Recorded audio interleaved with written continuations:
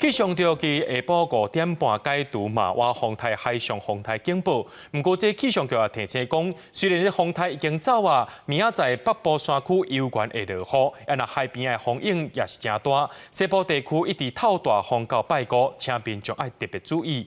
另外，这风台走去日本沖縄话，国内三大国际航空也拢宣布取消6月7日往回沖縄的航班。即阵大雨，还佫有强阵风，台东南苏绿岛31平均风力加阵风，达到停班停课标准。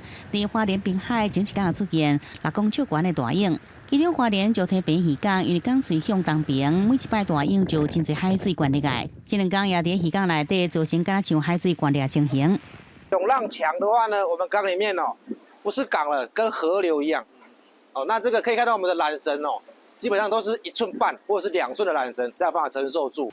宜兰市区早起也落大雨，部分的地区地面水积水，雨伤大，骑车人只好暂停伫路边。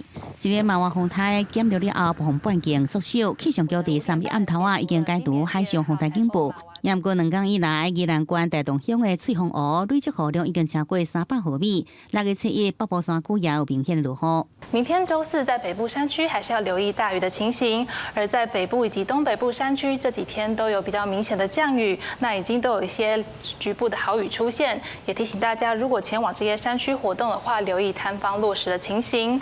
6月7日，台湾各地依然受到风台外围环流的影响，气象局继续发布强风特报。台南到苗栗沿海空旷所在，也有机会有9级到10级强阵风。一直到拜六，东北部海边甲马祖海域的海象拢无好，提醒民众避免到海边活动。记者宋华报道。